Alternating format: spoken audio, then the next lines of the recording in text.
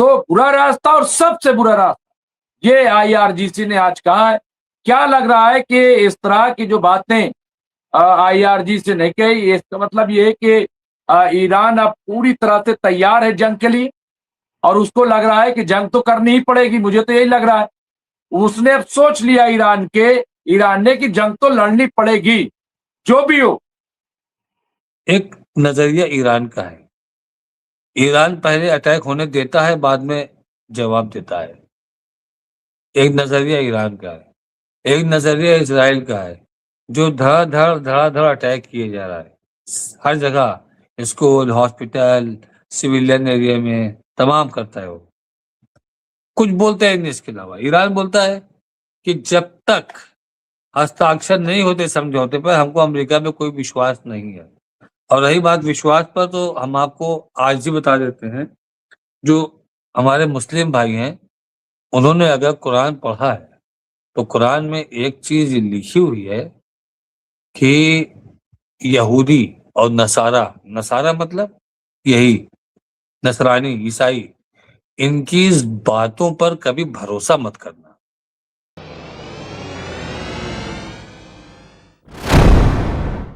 وہ ایک اچھی پینی نظر رکھتے ہیں، اس پر بات چیت کرتے ہیں. میں ان کا استقبال کرتا ہوں.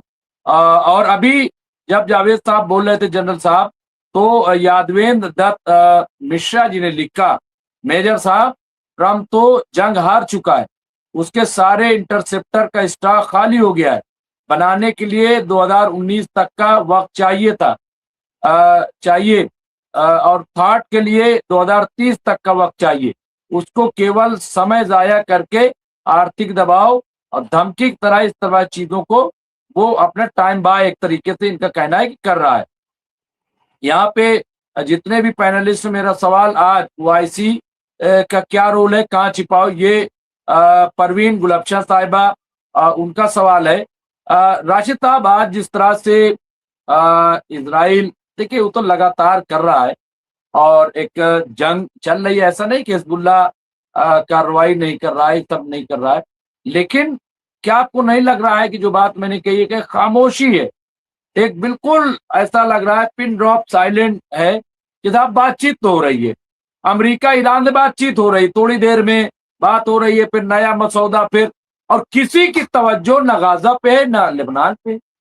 یہاں کیا ہو رہا ہے اس پہ کوئی چرچا ہی نہیں، کوئی اس پہ بات ہی نہیں کر رہا. سب جو ہے کسی کی تہران پہ نظر ہے تو کسی کی وائٹ ہاؤس پہ نظر. راشد صاحب کیسے دیکھتے ہیں اس کو؟ ممتاز بھائی، اسے کہتے ہیں اسٹریٹجی. یہ اسٹریٹجی امریکہ اسرائیل کی جوائنٹ ہے. یہ ان کا یہ جوائنٹ آپریشن جو چل رہا ہے غزہ اور لبنان میں، کہ پوری دنیا کے لوگوں کو، پوری دنیا کی میڈیا کو واشنگٹن اور تہران میں انگیج رکھو، اور جتنا زیادہ سے زیادہ قبضہ کر سکتے ہو لبنان کی زمین قبضہ کر لو. لیکن غزہ میں تو اچیو کچھ نہیں کیا اس نے. جو اچیو کرنا چاہتا تھا کہ ہم حماس کو بالکل عام لیس کر دیں گے، حماس کو ختم کر دیں گے، وہ تو کر نہیں پایا، وہ اچیومنٹ ملا نہیں.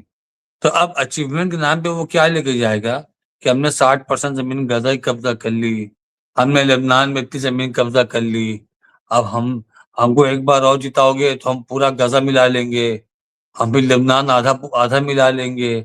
تو اور اس اچیومنٹ میں ساتھ دے رہا ہے ڈونلڈ ٹرمپ پوری طریقے سے. ادھر پوری دنیا کو الجھا کے رکھا ہوا ہے اور ادھر اسے کہا ہے کہ پوری دنیا ادھر الجھی، تم ادھر لگے رہو.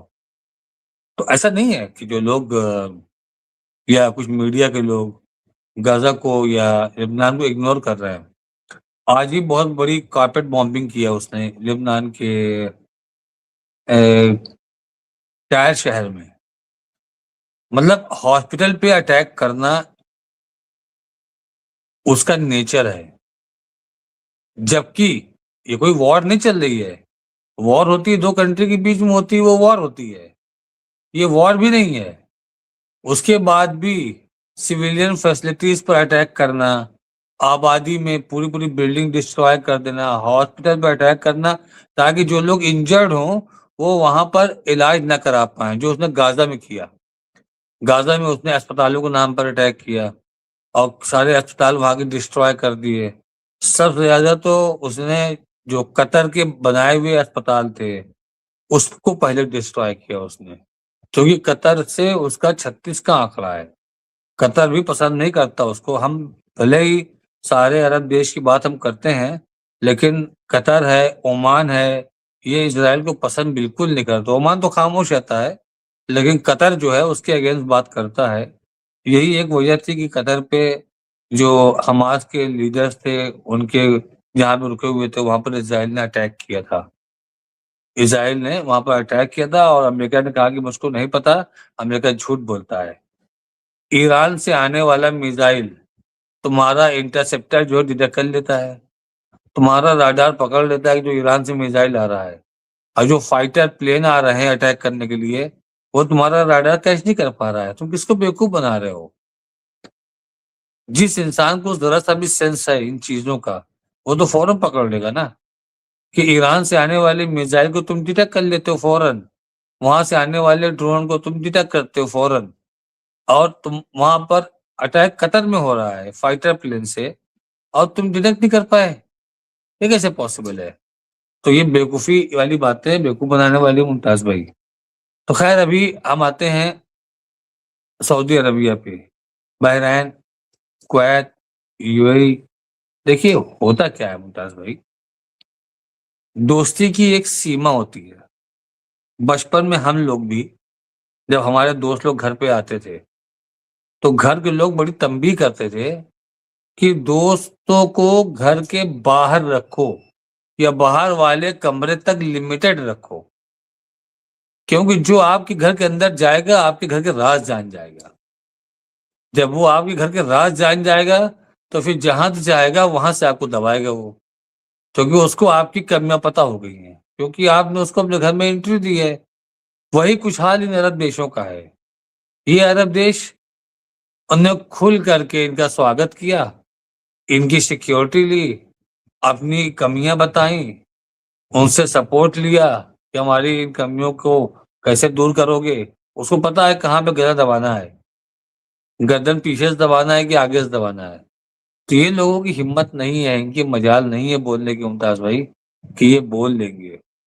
ہیومنٹی جو ہے وہ عوام میں ہے، راجاؤں میں نہیں ہوتی۔ ہیومنٹی ہوتی ہے وہ عوام میں ہوتی ہے۔ دیکھیے سلطنت جو ملتی ہے نا وہ لاشوں پہ چڑھ کے ملتی ہے۔ جو اتنی لاشیں دیکھ چکے ہوتے ہیں اگر آپ ان سے امید کرو کہ ان کے اندر کوئی ہیومنٹی ہوگی تو یہ ہم کو نہیں لگتا کہ کوئی دانش مند والا فیصلہ ہے کہ ایسے لوگوں سے امید کریں کہ ان کے اندر ہیومنٹی ہوگی۔ تو ایک نظریہ ایران کا ہے، ایران پہلے اٹیک ہونے دیتا ہے بعد میں جواب دیتا ہے، ایک نظریہ ایران کا ہے۔ ایک نظریہ اسرائیل کا ہے جو دھڑا دھڑ اٹیک کیے جا رہا ہے ہر جگہ، اسکول، ہاسپٹل، سویلین ایریا میں تمام کرتا ہے وہ۔ آج دنیا میں آپ یہ دیکھیے کہ ویسٹرن میڈیا بچانے پہ لگا ہے اسرائیل کو، اس کے بعد بھی اسرائیل پوری دنیا میں بدنام ہو چکا ہے، اور ایران کی امیج خراب کرنے پہ لگا ہوا ہے، اس کے بعد بھی ایران سرخرو ہو رہا ہے، کیونکہ آپ کے جو فیل ہیں، جو آپ کے کاز ہیں وہ دنیا دیکھ رہی ہے۔ پیپر میں کیا آ رہا ہے، نیوز میں کیا آ رہا ہے، اس کو دنیا کو مطلب نہیں ہے، اس کو جو دکھ رہا ہے اس کو ہی وہ صحیح مانے گا۔ فلوٹیلا والے گئے، ان کے ساتھ کیا کیا حرکتیں کیا اس نے، اسرائیل نے، وہ پوری دنیا نے دیکھا، پوری دنیا نے تھو تھو کی۔ ایک سروے آیا تھا، 3-4 بڑے نیوز پیپرز نے ورلڈ کے، انہوں نے مل کر کے قریب 48 دیشوں میں ایک سروے کروایا تھا۔ اس سروے میں اس کی پاپولیرٹی اسرائیل کی 95% گری ہوئی ہے، مطلب 95% لوگ جو ہیں وہ اسرائیل کو پسند نہیں کرتے ہیں۔ اب آپ سمجھیے کہ اگر ہمارے انڈیا میں ہوا ہوتا تو 140 کروڑ میں 5-10 کروڑ تو ہیں ہی ہیں جو اس کے تلوے چاٹتے ہیں، وہ بھی اگر ٹکرا گئے ہوں گے تو وہی سب 5% اس کے چاہنے والے ہوں گے۔ باقی 95% لوگوں کے بارے میں بتایا گیا کہ دنیا میں لوگ اسرائیل سے نفرت کرتے ہیں۔ یہ حال ہے اسرائیل کا۔ تو ممتاز بھائی ڈونلڈ ٹرمپ کی بات جہاں تک آپ کہہ رہے ہیں، ڈونلڈ ٹرمپ خالی 2 ہی ورڈ ان کے پاس ہے جس کو لے کے وہ چل رہے ہیں. ایک تو یہ کہ ہم یورینیم اور آپ کا ہرمز پہ نیم کڑے ہوں گے. دوسرا، اگر ڈیل فیل ہوتی ہے تو سینیہ کارروائی آپشن ہے. بس یہی دو. آپ کبھی بھی کسی بھی چینل پہ، کسی بھی نیوز پیپر پہ آپ دیکھیے یہی اسٹیٹمنٹ چلا کرتا ہے. جیسے لگ رہا ہے کہ ایک چپ میں انہوں نے ریکارڈ کر کے یہی 2 چیز رکھی ہوئی ہے اور کوئی تیسری بات ہی نہیں ہوتی ہے. سمجھوتے کے لیے ہرمز اور یورینیم ہے، اور اگر سمجھوتا نہیں ہوتا ہے تو سینیہ کارروائی کے وکلپ کھلے ہوئے. کچھ بولتے ہیں نہیں. اس کے علاوہ ایران بولتا ہے کہ جب تک ہستاکشر نہیں ہوتے سمجھوتے پر ہم کو امریکہ پہ کوئی وشواس نہیں ہے. اور رہی بات وشواس پر، تو ہم آپ کو آج ہی بتا دیتے ہیں، جو ہمارے مسلم بھائی ہیں انہوں نے اگر قرآن پڑھا ہے تو قرآن میں ایک چیز لکھی ہوئی ہے کہ یہودی اور نصارہ مطلب یہی نصرانی عیسائی، ان کی باتوں پر کبھی بھروسہ مت کرنا. یہ تو کم سے کم مسلمانوں کو قرآن نے انڈیکیٹ کر دیا. اب جو لوگ بھروسہ کیے ہوئے ہیں ان کی اپنے پرسنل ریزن ہوں گے. ایکچوئل میں قرآن میں جو لکھا ہوتا ہے 1400 سال پہلے آیا تھا. آج بھی ریسرچ ہو رہا ہے، لوگ بہت چیزوں پر حیران ہیں اور اس چیز پر بھی حیران ہیں. ہمارے دیش میں بھی حیرانی والی بات ہونی چاہیے تھی کہ ہم نے اس کو ہاتھوں ہاتھ لیا، آنکھوں میں بٹھایا، اس کی مورتی بنا کے پوجا کی، اس کی جیت کے لیے ہون کیا، سب کچھ کیا، اب وہ دنیا کے سامنے ہم کو ذلیل کر رہا ہے. تو کیا بھروسہ کیا جائے ایسے؟ اگر دھرم کی بات آپ کریں گے تو ایسے دھرم، ایسے مذہب کی، کیونکہ آج کل جو چیزیں چل رہی ہیں بزنس کو امپروو کرنے کے لیے مذہب کا لوگ استعمال کرتے ہیں. بالکل بزنس کو امپروو کرنے کے لیے مذہب کا استعمال ہوتا ہے، اور راجنیتک چمکانے کے لیے مذہب کا استعمال ہوتا ہے. اب وہ الگ بات ہے کہ آپ کا لیڈر آپ کو سکاراتمک لائن پہ لے کے جاتا ہے یا نکاراتمک لائن پہ لے کے جاتا ہے مذہب کے استعمال کو لے کر کے. ایران کو ہم مان کے چلتے ہیں کہ ایران کے لوگ سڑک پہ آ جاتے ہیں، چلیے وہ دھرم کی وجہ سے آ جاتے ہیں، لیکن اگر کوئی دوسرا آدمی دوسرے مذہب کا ہے تو وہ کم سے کم یہ بتائے کہ ایران کے اوپر حملہ کیوں ہوا، ایران نے ایسا کیا کیا تو اس پہ حملہ کر دیا گیا، جبکہ وہ بات چیت کی ٹاپ اس کے اوپر لائبلٹی نہیں تھی. تو بیٹھ کے بات کرے، کیونکہ وہ آئی اے میں وہ رجسٹرڈ ہے، وہاں کے انسپیکٹر آتے تھے، آ کر کے معائنہ کرتے تھے.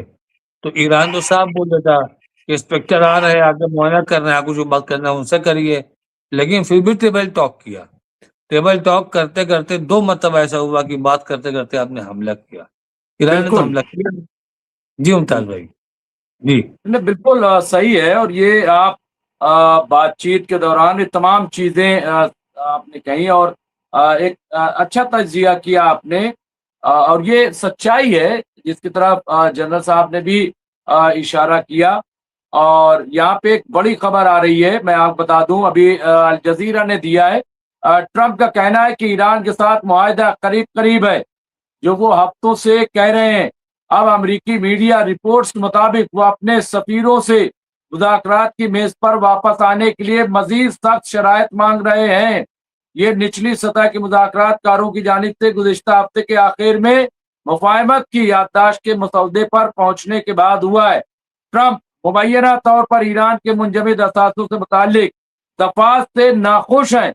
یہ ابھی تک واضح نہیں ہے کہ وہ اور کیا تبدیلیاں چاہتے ہیں، لیکن ایسا لگتا ہے یہ اقدام ایران اور اس کے سپریم لیڈر پر دباؤ بڑھانے کے لیے بنایا گیا ہے. لیکن آج جس طرح سے حجت رضا صاحب بہت کلیئر کر دیا ہے ایران نے، IRGC نے، کہ 2 چیزیں بالکل ہیں. 2 چیزیں وہ آپ بتائیے. انہوں نے ایک تو یہ کہا کہ 5 سال بعد ہرمز پر 500 سال بعد حق ملا ہے، یہ کہہ رہا 500 سال بعد. دوسری طرف 2 آپشن رکھے، کہا کہ 2 آپشن ہیں واشنگٹن کے پاس، برا راستہ اور سب سے برا راستہ اور سب سے برا راستہ ان کا کہنا تھا کہ امریکہ کو یہ طے کرنا ہوگا کہ وہ ایرانی عوام کے حقوق یعنی ادھیکاروں اور شرطوں کو سویکار کرے گا یا پھر جنگ جاری رکھے گا. تو برا راستہ اور سب سے برا راستہ یہ IRGC نے آج کہا ہے. کیا لگ رہا ہے کہ اس طرح کی جو باتیں IRGC نے کہی اس کا مطلب یہ ہے کہ ایران اب پوری طرح سے تیار ہے جنگ کے لیے اور اس کو لگ رہا ہے کہ جنگ تو کرنی ہی پڑے گی. مجھے تو یہی لگ رہا ہے اس نے اب سوچ لیا ایران نے کہ جنگ تو لڑنی پڑے گی جو بھی ہو.